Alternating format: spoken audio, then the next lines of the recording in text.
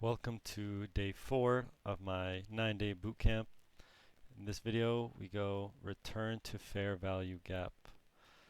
This is our third step in our 3-step model. So, what is a fair value gap? These candles, when the wicks do not fully overlap, creating a gap, that is a fair value gap.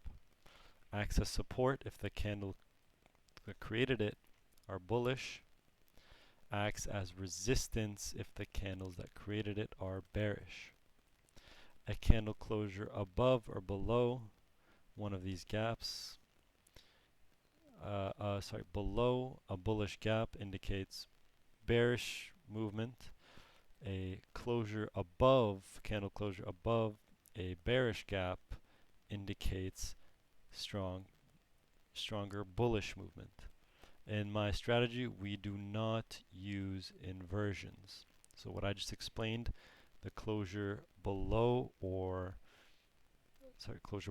bullish gap, closure above a bearish gap are called inversions. This model does not use inversions.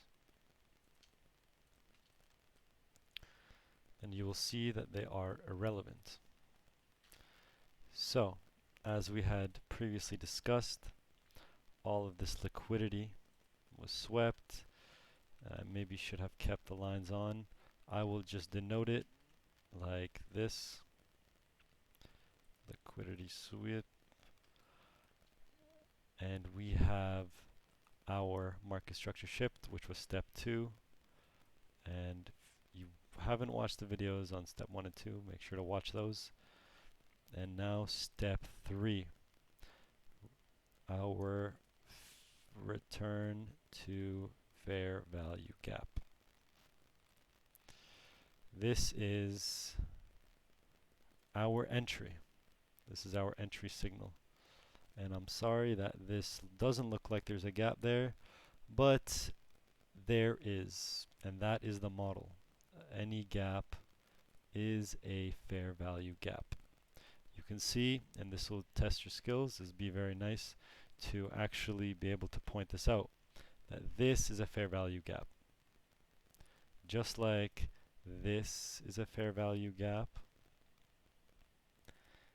this is also a fair value gap, just a lot smaller. So this is our entry signal. You take shorts here. This is where you enter. Zooming out, I'll get into it in another video, but this is a PO3. And what do we say at the beginning of this is that areas of support are bullish gaps and areas of resistance are created by bearish gaps. And therefore, if we go to a higher time frame, for example, fair value gaps on a 15-minute, a 1-hour, and a 4-hour time frame, you can use these as confluences for whether you want to enter a trade or not. For example, as this was our entry signal, our step 3 was our entry signal, we will go into this 1 hour, and before we take that trade, we obviously look and we see that there is a bearish fair value gap right here, which held price as a support, as a resistance, and this held, right? This held. Now, here at this point, let's say this is a completely different point, but since it inversed, this inversion candle closure above this 1 hour, we are now looking for longs out of this gap. You will notice that out of that, 4 longs out of this gap. So this is the 22nd. So I don't think I can go that far. But if you were to inverse a gap, it is now confluence in the opposite direction. So that would mean that I'm looking for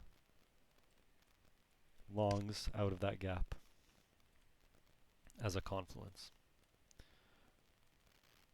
But since there is a bearish gap here, which somewhat held price,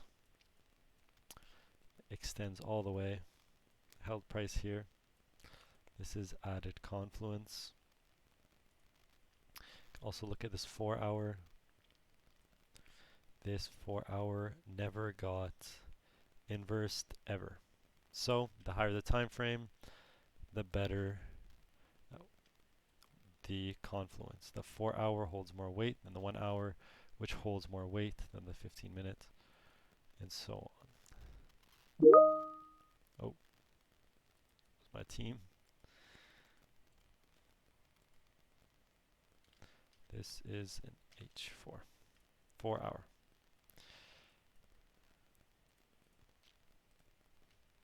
We'll just put it as that for now. So we obviously got to the zone. You could see it came in,